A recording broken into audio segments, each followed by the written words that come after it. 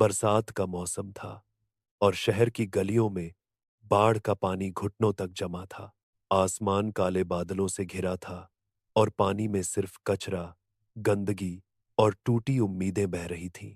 यह एक ऐसे शहर की कहानी थी जहां नेताओं की गंदी सोच, युवाओं का बिखरा भविष्य और देश की बदहाली सब एक साथ टकरा रहे थे। शहर के बीचों बीच एक छोटी सी बस्ती में राहुल रहता था। बीटेक की डिग्री लेकर भी वह बेरोजगार था। हर रोज जब वह अखबार में विकास के दावों को पढ़ता तो खिड़की से बाहर उसे सिर्फ बाढ़ में डूबा हुआ शहर दिखता। उसके घर में राशन खत्म हो चुका था, पानी पीने लायक नहीं था और अस्पतालों में मरीज बढ़ते जा रहे थे।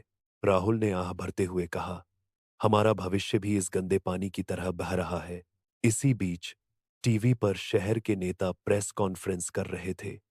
हमने राहत कार्य शुरू कर दिए हैं, किसी को चिंता करने की जरूरत नहीं। पर असलियत यह थी कि राहत सामग्री के ट्रक आधे रास्ते में ही नेताओं के गोदामों में रोक लिए गए थे ताकि वे पैकेटों पर अपनी तस्वीरें चिपकवाकर फिर बांट सकें। मंत्री जी के बेटे की शादी के लिए बाढ़ पीड़ितों की दवाएं और पानी की बोतलें हटा दी गई थीं। राहुल का दोस्त इमरान गुस्से में बोला, यही है हमारे नेताओं की सोच। इनके लिए हमारी जान से ज्यादा जरूरी है इनकी कुर्सी। शहर के युवाओं का सपना था कि वे कुछ बड़ा करेंगे, लेकिन नौकरी नहीं, मौका नहीं, दिशा नहीं।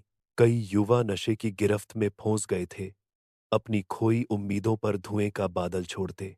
देश का भविष्य वहीं बह रहा था जहां गंदा पानी बह रहा था। लेकिन सब कुछ खत्म नहीं हुआ था। राहुल ने तय किया कि वह हाथ पर हाथ रखकर नहीं बैठेगा। उसने सोशल मीडिया पर एक ग्रुप बनाया, बदलाव की आवाज। उसने अपने जैसे बेरोजगार युवाओं को जोड़ा। योजना बनी, राहत सामग्री खुद लोगों तक पहुंचाना, बाढ़ पीड़ितों की मदद के लिए फंड इकट्ठा करना और भ्रष्ट नेताओं की पोल खोलने के लिए सबूत इकट्ठा करना। शुरुआत में सिर्फ 5 लोग थे, लेकिन जल्द ही 100 से ज्यादा युवा जुड़ गए।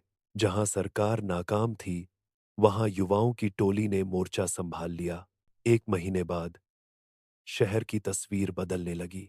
राहुल और उसकी टीम की वजह से बाढ़ प्रभावित इलाकों में राहत पहुंची। लोगों को साफ पानी, दवाएं और खाना मिला।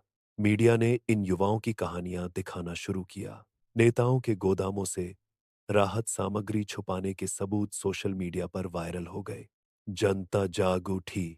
अगले चुनाव में वही भ्रष्ट नेता हार गए और शहर के युवाओं ने अपनी एक नई युवा परिषद बनाई। यह डूबते शहर से जागते सपनों की एक नई सुबह थी।